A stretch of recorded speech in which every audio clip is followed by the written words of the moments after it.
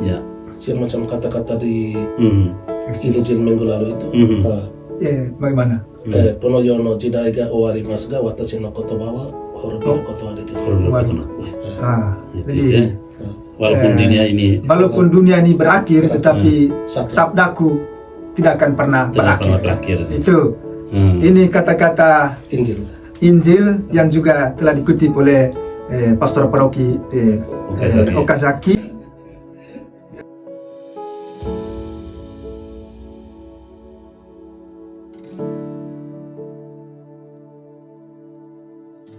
Kita kembali berbincang-bincang dari negeri Matahari Terbit tentang misi, tentang para misionaris teristimewa para misionaris SVD dari Indonesia yang sekarang lagi bekerja di Jepang.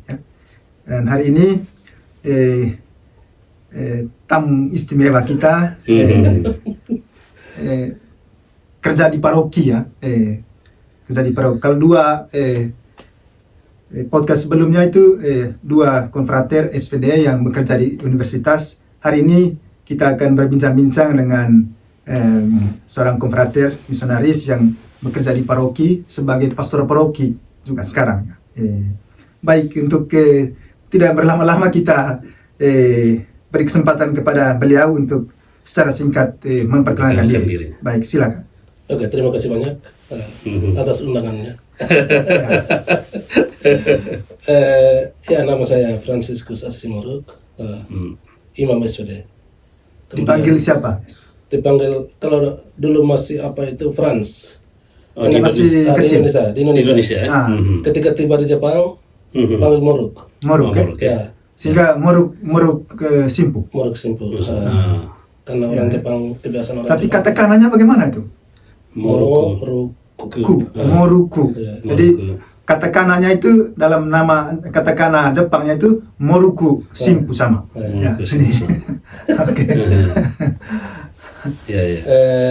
Ditabiskan 29 September 2008 di Nenuk. Di Nenuk ya. Di Nenuk.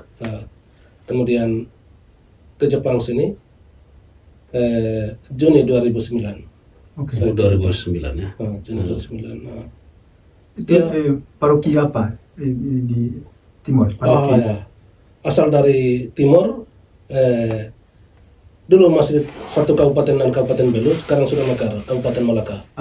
Gitu. Kabupaten Malaka, paroki Salib Suci Alas. Alas ya. Kemudian Kuskupan Atambua. Oke. Kemudian sebenarnya saya tidak ingin ke Jepang. Ini menarik. Bagaimana itu ya? Karena seperti yang saudara-saudara tahu, kan kita punya hak untuk memilih 3 negara. Tiga negara yang masih pakai itu ya. Kemudian saya memilihnya itu Argentina. Pertama Argentina, kedua Brasil, ketiga Kolombia. Ya, ketiga Amerika Latin. Karena alasannya simpel. Pemain bolanya terkenal. Kemudian budaya mereka tidak beda dengan kita orang Indonesia yang relaksa. Atas pertimbangan itu saya memilih tiga negara itu. Kemudian ketika sudah dikumpulkan ke prefek, Pater Alphonse Mana, dia panggil saya. Dia katakan, Franz, engkau rombak dari 3 negara itu, engkau ganti. Semuanya. Dia bilang, engkau ganti salah satu negara, kemudian pilih salah satu negara Asia. Provinsi seperti yang ada di Asia sini. Kemudian mau ingin ke Filipina tapi sudah tidak bisa. Filipina sudah banyak teman-teman memilih. Sudah ada yang memilih. Sehingga Pater Alphonse katakan, engkau hanya punya 3 negara. 3 negara. Itu yang berwarna pilih juga ya. Cina, Korea Selatan dengan Jepang. Kemudian ketiga-tiganya bagi saya sangat sulit. Begitu. Kemudian ada satu KE ya. Ada buku bahasa Jepang, kamus bahasa Jepang. KE siapa itu? Gildus Binsashi. Gildus Binsashi, kan punya teman kelas. Dia punya buku itu. Saya lihat bahasanya itu keren sekali. karena model begini mungkin saya bisa. Oke. Dalam apa? Alfabet. Dalam alfabet ya. ya. Belum dalam kanji belum ya. kanji, kata-kata belum. Ya, engkau bisa baca. Akhirnya bisa lihat, Kalau yang begini bisa. kalau begini bisa. Korea dengan Cina yang kanji sama sekali itu tidak bisa. Nah, akhirnya saya dalam itu sampai saya coret nomor 3. Oh.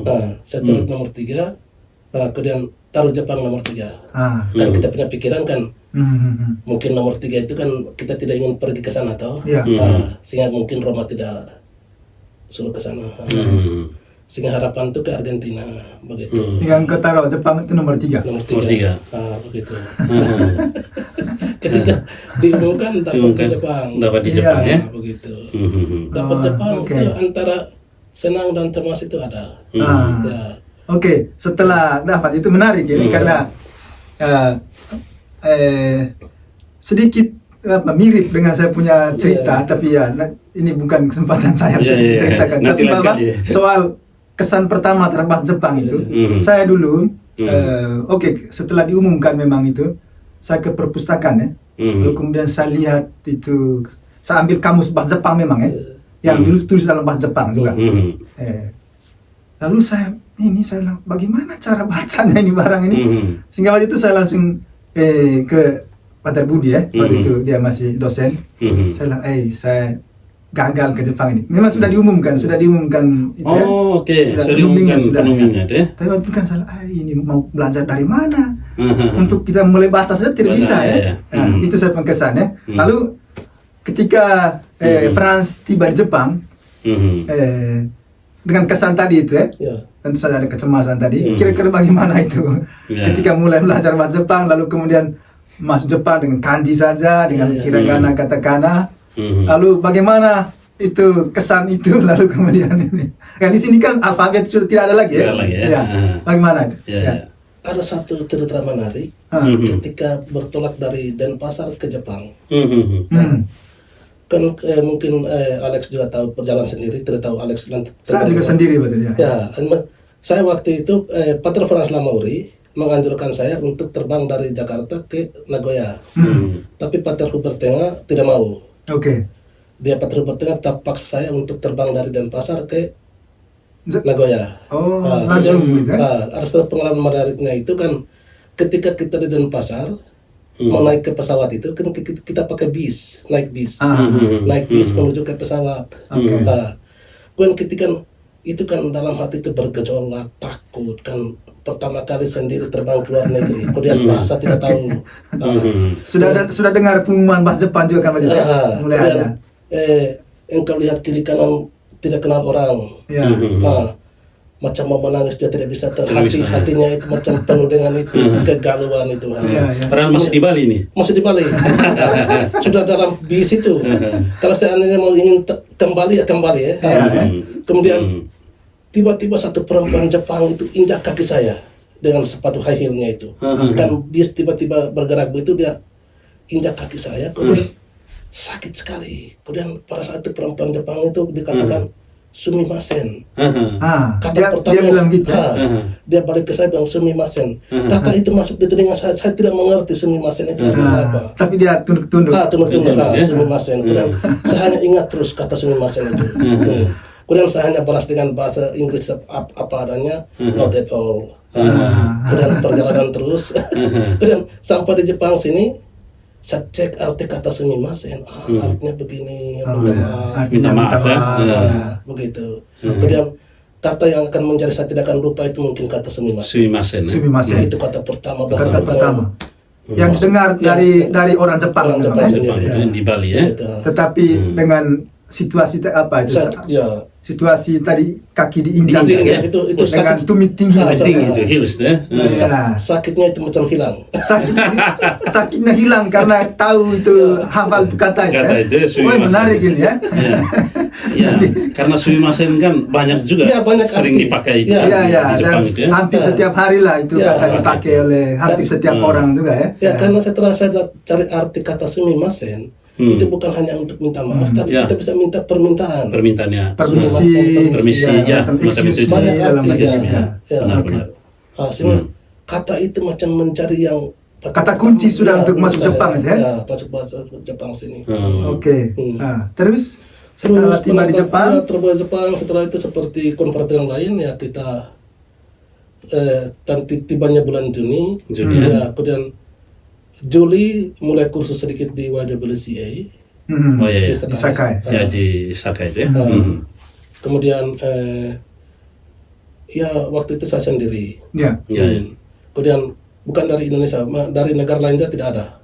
Oh, ya. Belajar sendiri di Sakai, Pak. Ya. Kemudian kan waktu saya datang itu Safera House di rumah tua yang di bagian bawah. Ya. Kemudian waktu itu yang sudah tahun kedua itu Brudan Meloy dengan Pater Odilon, orang Korea. Mereka sudah 1 tahun duluan. Kemudian tahun 2009 datang itu hanya saya sendiri. Dari negara lain tidak ada orang. Kemudian September Oktober itu baru Pavol dengan Gregor. Iya. Mereka baru datang. Ya akhirnya seperti itu ya, belajar di YWC itu 1 bulan. Ya. Kemudian sambil belajar di YWC biasa datangkan Nakamura Sensei. Nakamura Sensei ada guru dari itu Universitas Nansan yang di DKI. Biasanya orang Katolik. Tidak. Biasanya mereka datang bantu untuk mengajar. Biasa seperti yang sekarang juga. Yang sekarang. Ya. Jadi mereka mengajar A, I, U, alfabet itu. Di Safera House. Safera House ya. Jadi hiragana katakan awal itu kita hafal itu latih tulis. Gitu. Dan bukan alfabet lagi ya? Bukan alfabet lagi, itu sudah masuk dalam bahasa Jepang punya itu. Hiragana ada. Begitu. Tidak ada kejutan lagi waktu itu ya?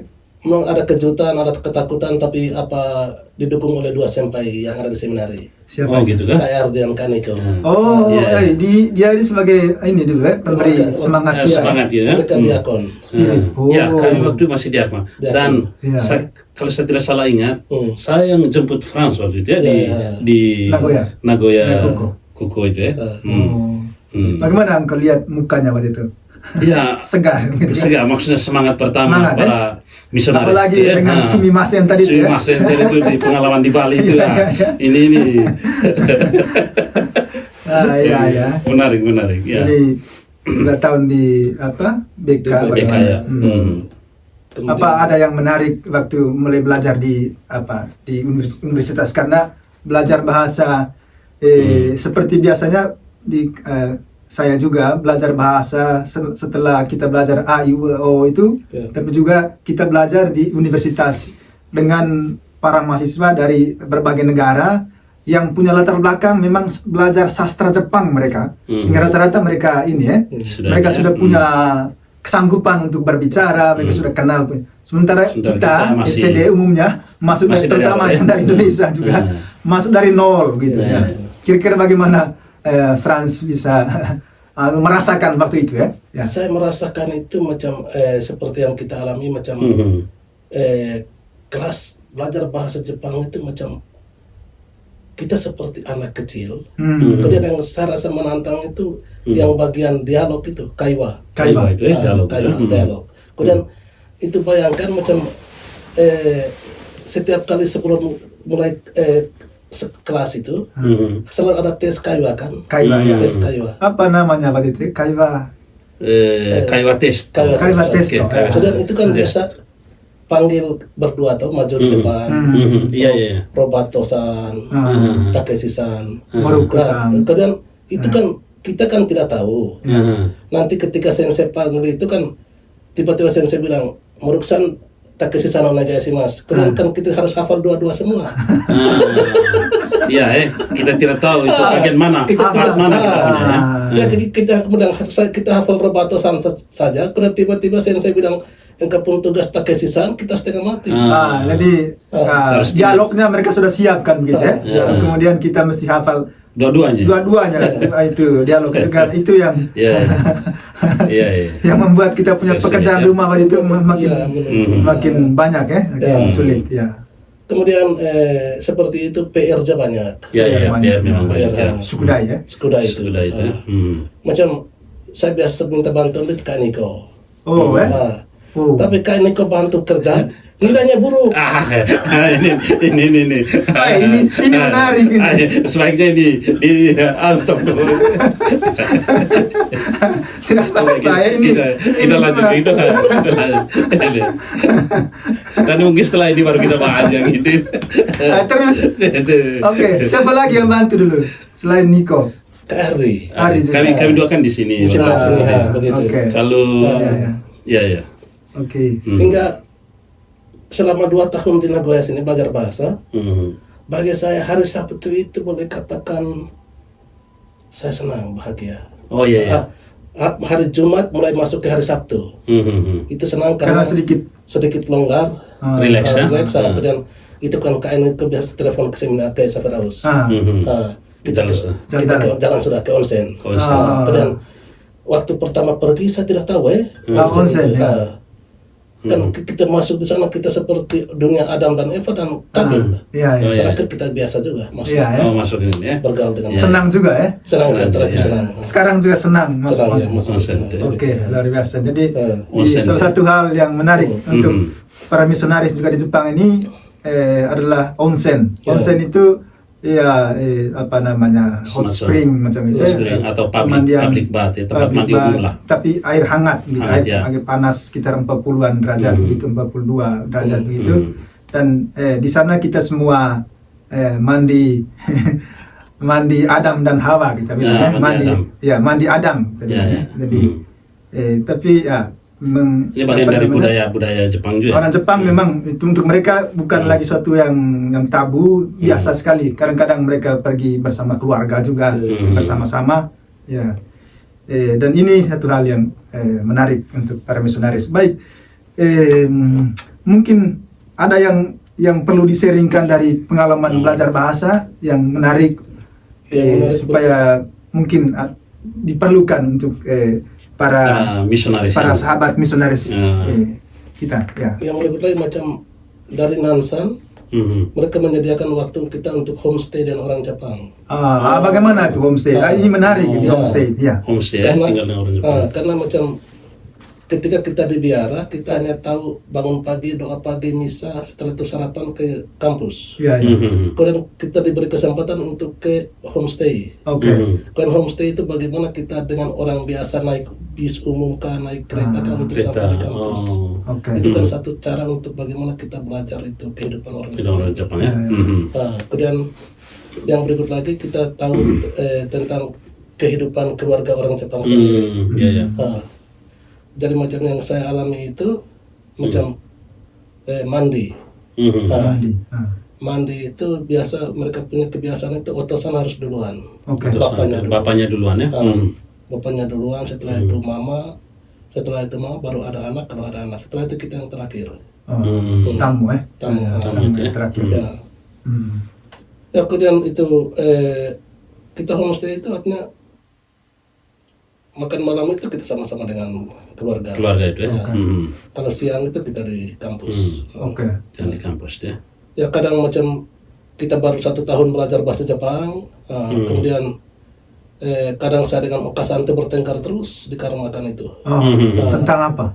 Tentang macam Okasan orang tua homestay itu kadang katakan bahwa apa yang topik perbicaraan mereka itu kita tidak tahu. Itu yang membuat tidak nyaman itu ya. Karena apa yang mereka bicarakan kita tidak mengerti. Kemudian saya bilang tidak, saya tahu. Kemudian saya bilang ketika saya katakan saya tahu itu dia bilang itu tidak sopan, itu sesuai itu. Begitu. Sedikit ada perbedaan yang pandangan atau kadang-kadang bahasa juga mungkin ya. Mereka punya itu pandangan dan kita punya pandangan di situ lah. Misalnya tentang apa gitu. Jadi macam mereka punya pemikiran itu orang tua, terutama orang tua. Macam yang menjadi topik pembicaraan orang tua seperti ini, anak-anak belum bisa memahami. Kan kalau macam kita lagi macam itu macam anak-anak dalam arti tertentu kita orang asing, belum bisa memahami itu. Karena saya katakan begini, memang satu persatu kata-katanya saya tidak mengerti, tapi paling kurang saya bisa menangkap saya bisa feeling kamu punya nayo itu apa yang kamu sedang perbincangkan. Nah, isi pembicaraan deh. Nah, ya kadang-kadang ada perbedaan di situ lah ya, perbedaan begitu.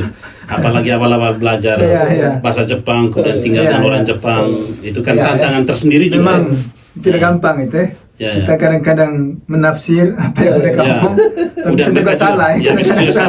Dan lalu kemudian mereka juga menafsir apa yang kita ungkapkan ya. Jadi tapi memang tantangan yang tidak mudah untuk diatasi ya. Baik. Ya, luar biasa. Mungkin sedikit kita berbincang-bincang mengenai situasi paroki juga ya. Ya, Pater Frans ini sudah menjadi pastor paroki sudah berapa lama? Sudah dan di berapa paroki? Habis belajar bahasa Jepang itu 2011. 2011 ya. Dan 2011 habis belajar bahasa Jepang, provinsi mengutus saya ke Akita, Keuskupan Niigata, di paroki Akita Ken. Kemudian di Akita Ken itu ya sekitar 4 tahun sebagai pastor pembantu. Pastor pembantu di Akita. Di paroki apa, Pak? Paroki Akita. Akita, di Akita. Kemudian waktu saya ke sana KRD sudah di sana duluan. Dia juga pastor pembantu di sana dulu ya? Iya, Pater Abdi Hayon. Kemudian Akita, Keuskupan Niigata terutama itu wilayah Akita itu memang beda. Musim saljunya itu kita setengah mati. Musim dingin itu ya. Akita itu ada di wilayah sedikit utara sudah dan musim dingin sangat dingin di sana ya, sangat dingin. Lalu kemudian hampir pasti setiap keluarga, setiap orang itu harus selalu mencangkuk macam skop salju lah. Skop salju itu supaya tidak terlalu banyak menumpuk di depan rumah atau di atas di atap gitu. Pekerjaan yang selalu ini. Baik. Jadi, lalu sebagai pastor paroki setelah dari Akita 4 tahun di Akita, setelah itu dari Akita ke Handa. Ke Handa. Ya, pastor paroki di Handa. Pastor paroki di Handa. Dipercayakan kapan? Dari kapan sampai kapan? Itu 2015 sampai 2017. Di Handa ya? Di Handa ya? 2 tahun di sana ya? Mau ingin sambung lagi, tapi waktu itu pengalaman pertama, kerja sendiri pertama, semacam shock. Sebagai pastor paroki. Dan itu sendiri, kerja sendiri di situ, kemudian umat tidak ada. Sebelumnya di situ siapa? Peter Schubert, almarhum. Johannes Schubert, orang Jerman ya. Kemudian tahun kedua di situ, saya masuk tahun paksa, tahun ketiga ini kalau paksa berarti sakit. Apa yang sulitnya waktu itu, Frans rasa? Karena di Handa kita hanya bisa bertemu umat hari Minggu dengan hari Rabu. Hari-hari sendirinya kita sendiri di paroki. Kemudian kita misa sendiri, tidak ada umat. Kemudian macam kadang ada kita bilang ya umat tidak ada, saya tidak perlu merayakan Ekaristi. Itu juga tidak terlalu bagus untuk kehidupan rohani kita sebagai seorang imam. Makanya biar umat ada tidak ada, ya merayakan misa itu bagi saya itu wajib sebagai seorang imam. Berapa kira-kira umatnya yang hadir waktu misa? Kalau hari Minggu itu Handa itu sekitar 60-an, 70 orang. Termasuk lumayan ya. Itu semua orang Jepang atau juga orang? Ya hampir kebanyakan orang Jepang ya. 60-an orang. Lalu sekarang dari situ karena saya rasa macam berat, kemudian saya minta berhenti dari Handa. Saya minta provinsial kasih saya waktu tahan untuk rehabilitasi, untuk istirahat sebentar. Akhirnya saya istirahat sebentar di Tajimi. Di Tajimi sana dengan Heli, Pater Heli Tibur. Kemudian waktu sampai Agustus, provinsial Pater Jagora dia katakan, Moro, engkau istirahat saja di Tajimi tidak bagus. Akhirnya dia kirim saya ke Nishimachi. Paroki Nishimachi. Di Nagasaki ya. Jadi terbang ke Nagasaki Agustus. Kemudian di Nagasaki itu bukan sebagai pastor pembantu, semacam Kyorokusai. Kyorokusai ya. Apa dalam bahasa Indonesia Kyorokusai? Sekarang itu mereka bilang di Indonesia itu apa namanya, kolaborator apa istilahnya, macam kalau dulu kan kita ada istilah juga pastor pembantu, tetapi pastor pembantu, tapi itu tidak dipakai. Rekan, pastor rekan. Nah, itu yang dipakai. Kalau saya tidak salah sekarang di Indonesia itu pastor rekan ya. Jadi pastor rekan di Nisimati. Selama berapa lama? Jadi sebenarnya ketika Agustus sampai April itu sudah rasa enak tuh di Nisimati. Inginnya mau kerja di situ. Tapi ketika mau menjelang Pasca, ditelepon oleh Pater Jebura lagi, provinsial, engkau kembali ke Nagoya. Kemudian apa yang membuat Franz merasa mau lanjut di Nisimati? Nisimati itu enaknya itu karena kita bisa berkarya di gereja dan juga bisa mengajar agama untuk anak-anak SD. Di sana kan ada anak SD. Dan sempat mengajar juga? Iya, sempat mengajar. Karena sempat mengajar begitu, macam ingin mengalami itu lebih lama lagi. Karena saya sebagai rekan imam toh, jadi macam Pater Vano, Pater Dim dengan kalau macam mereka itu punya les agama di sekolah. Kan karena mereka sibuk, mereka minta engkau yang ini ganti. Karena ada pengalaman itu enak juga berkarya di paroki sambil anak-anak perwakilan anak-anak begitu. Dan pengalaman enak itu macam ingin mau lanjut lagi, tapi pada saat itu provinsial bilang engkau harus kenal. Pas mau enaknya itu lanjut gimana ini harus dipotong. Maksudnya itu ya. Kadang-kadang kita harus siap ya. Di mana? Di Nansan? Ya, setelah itu dari Nisimati ke Nansan. Berapa lama di Nansan? Nansan itu 2 tahun. Oh, 2 tahun. Oh, 2 tahun ya di Nansan. Ya. Juga sebagai pastor rekan ya, Pak? Pastor rekan. Oh, oke. Begitu. Ya, kemudian 2 tahun di Nansan saya rasa macam berat sekali. Akhirnya saya sendiri minta di provinsial. Saya omong di provinsial, kasih saya 1 provinsi lagi. Saya mau kerja sendiri. Kemudian apa ini? Provinsial katakan, engkau mau kemana? Kemudian saya bilang kalau boleh keluar dari Nagoya. Saya mau challenge ke di Sendai. Ke Sendai. Ada rencana ke Sendai dulu ya. Kemudian itu kan 2019. Sehingga 2019 itu kan paus ke Tokyo. Kunjungan Paus Fransiskus ya. Habis kunjungan itu saya cuti ke Indonesia 2019. Kemudian provinsial katakan, ya Moruk engkau boleh cuti. Nanti keputusan bagaimana saya akan kirim email. Engkau punya permintaan untuk ke Sendai itu. Kemudian ketika sedang cuti dapat email dari Pater Provinsial. Dia bilang ini rahasia. Hanya antara engkau dan uskup yang saya uskup dan engkau yang tahu, kita bertiga. Waktu itu siapa di sana? Kikuchi masih di sana waktu itu? Di Sendai? Tidak, kalau di Sendai itu ada uskup. Kan dia keuskupan tersendiri. Niigata dia. Niigata itu Kikuchi, pastor SPD. Begitu. Akhirnya saya dapat email, bunyi email itu seperti ini. Yang Moruk minta maaf. Saya ingin kirim engkau ke Sendai, tapi ketika tiba-tiba dapat telepon dari uskup Nagoya. Mereka butuh. Uskup Nagoya, mereka butuh di Okazaki itu, pastor pokoknya tidak ada. Dan berdasarkan pertimbangan saya dan Bapak Uskup, saya memutuskan untuk mengirim engkau ke Okazaki. Akhirnya saya balas ke email, sedangnya terima kasih. Saya mencoba untuk ke Okazaki. Ya, Okazaki itu satu tempat yang cukup bersejarah di Jepang karena di situ dulu Tokugawa lahir ya. Tokugawa salah satu tokoh pemersatu Jepang kan. Tokugawa itu ya. Dan di sana ada museumnya juga di Okazaki itu. Ya.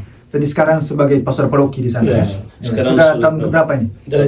Mulai dari 2020 sampai sekarang. Ya, jadi paroki Okazaki ini termasuk salah satu paroki di Keuskupan Nagoya ya. Ya, Keuskupan Nagoya ya Jepang itu terdiri dari 15 keuskupan. Dan salah satunya itu Nagoya, Keuskupan Nagoya. Dan menurut data tahun 2024 ini yang dikeluarkan awal 2024 ini, Keuskupan Nagoya mempunyai 48 paroki ya, Sokyoku. Lalu jumlah umatnya secara umum pada awal tahun ini itu 26.131 orang. Sangat mungkin ini menurun ya, karena berdasarkan data baru lagi yang saya temukan di yang sekarang mereka sudah terbitkan tahun 2025 ini, yang baru itu, jumlah umat Jepang itu tahun untuk seluruh ya, untuk 15 keuskupan itu tahun 2024 422.450 secara umum ya.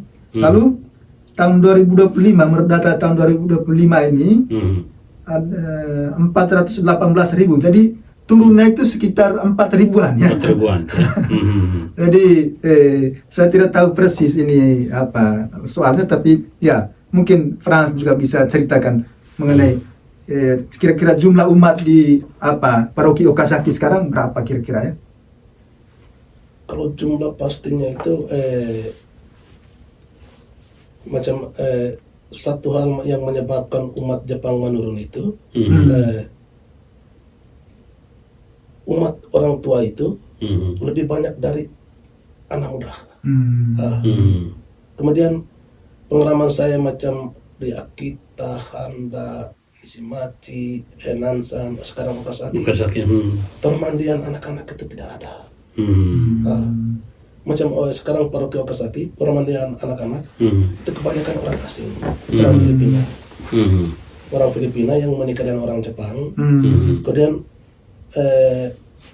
mereka bawa anak-anak mereka ke gereja, dan itu yang kita permandikan. Sehingga macam Keuskupan Nagoya itu macam 2 tahun lalu itu anak-anak permandian untuk anak-anak itu terbanyak di Jepang. Tapi untuk kebanyakan untuk anak-anak orang asing dari luar. Ya, dari luar. Sedangkan untuk orang Jepangnya hampir tidak ada.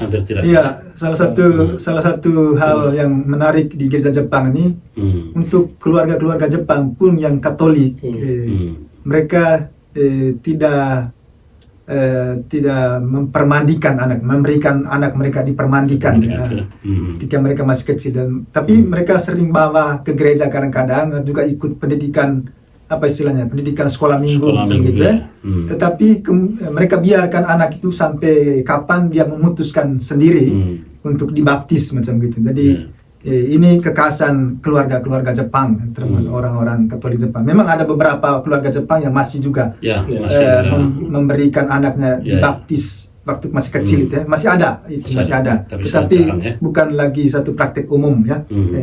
Praktek umumnya seperti yang sudah dijelaskan itu.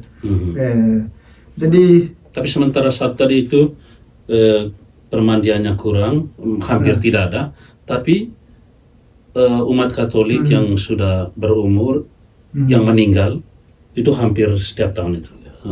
Ya, kelihatan ini kan dari jumlah ini kan dalam waktu 1 tahun, belum sampai 1 tahun ini sudah 4.000-an itu. 4.000-an. Itu sangat mungkin itu mereka yang sudah meninggal. Jumlah orang yang meninggal begitu banyak gitu ya. Jadi dalam waktu 1 tahun bisa 4.000-an ya yang meninggal. Jadi lalu kemudian juga memang secara demografis memang penduduk Jepang juga kan menurun.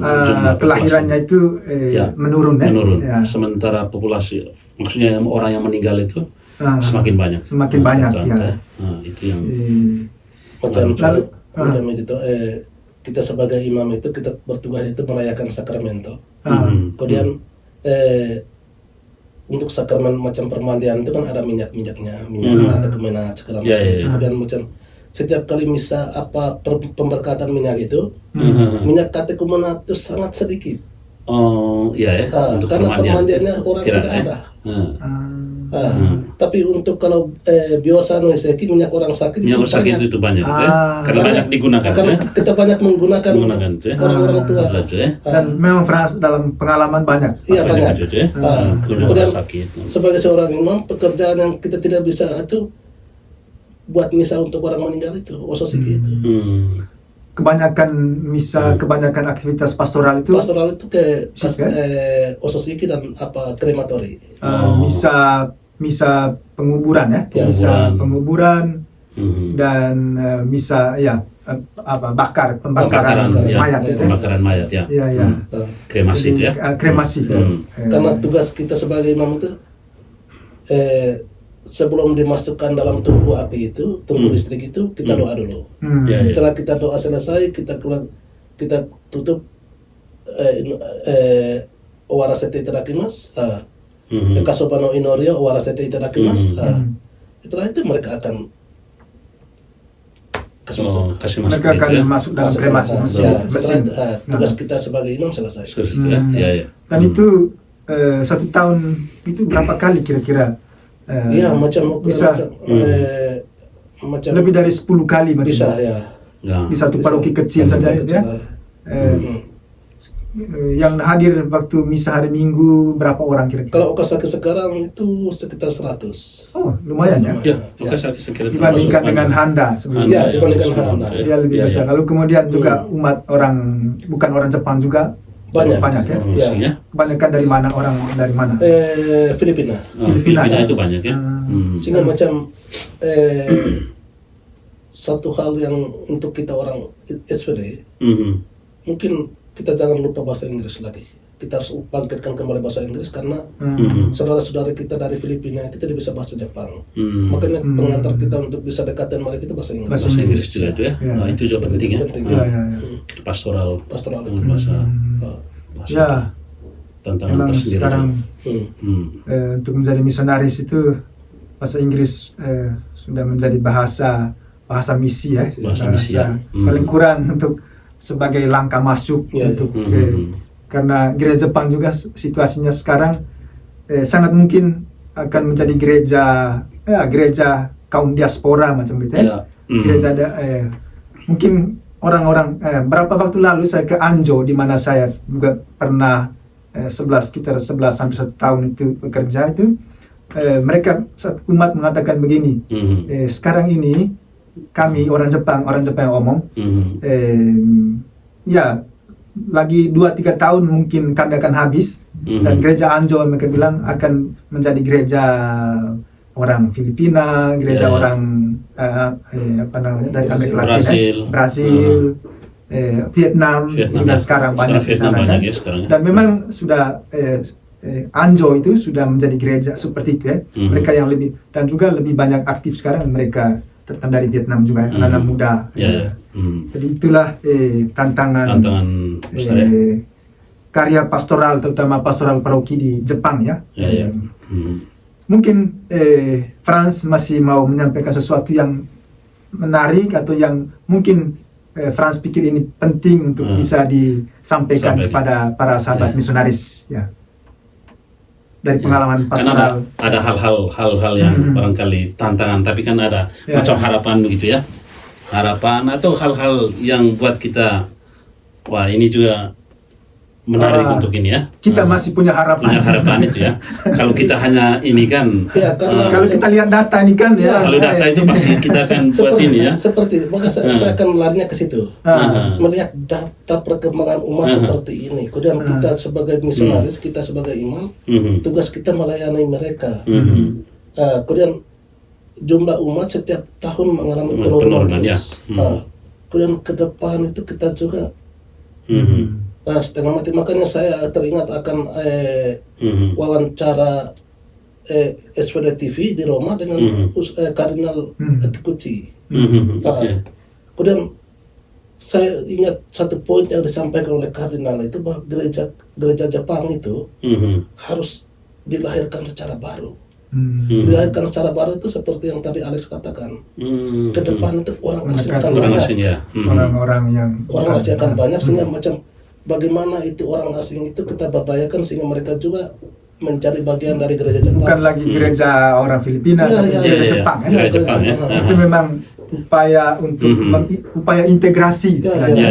Itu memang tidak gampang karena selain karena misalnya setiap kelompok etnis itu juga mau menunjukkan identitasnya, lalu harapan para uskup atau juga gereja Jepang supaya mereka itu jangan lagi menyebut diri sebagai gereja Filipina, gereja Brasil, tapi sebagai gereja Jepang. Itu memang untuk sampai ke situ memang tantangan teologis, tantangan pastoral juga ya, terutama ya. Tapi itu juga sebuah harapan ya, bahwa gereja Jepang tetap akan eksis ya. Tetap akan eksis. Ya. Namanya gereja Kristus itu abadi. Selalu abadi itu ya. Tidak akan dia tidak akan entah dengan cara apa pasti dia akan eksis ya. Selalu, ya. Di mana manusia berada. Dia bisa ini juga ya. Semacam kata-kata di Injil minggu lalu itu. Bagaimana? Ponoyono jidai ga owarimasu ga watashi no kotoba wa horobiro koto wa dekiru. Jadi walaupun dunia ini berakhir, tetapi sabdaku tidak akan pernah berakhir. Itu ini kata-kata Injil yang juga telah dikutip oleh Pastor Paroki Okazaki. Dan dengan ini kita akan mengakhiri bincang-bincang kita kali ini. Terima kasih banyak untuk Franz. Terima kasih banyak untuk Nico. Dan sampai jumpa di podcast berikutnya. Ya, terima kasih. Mantap.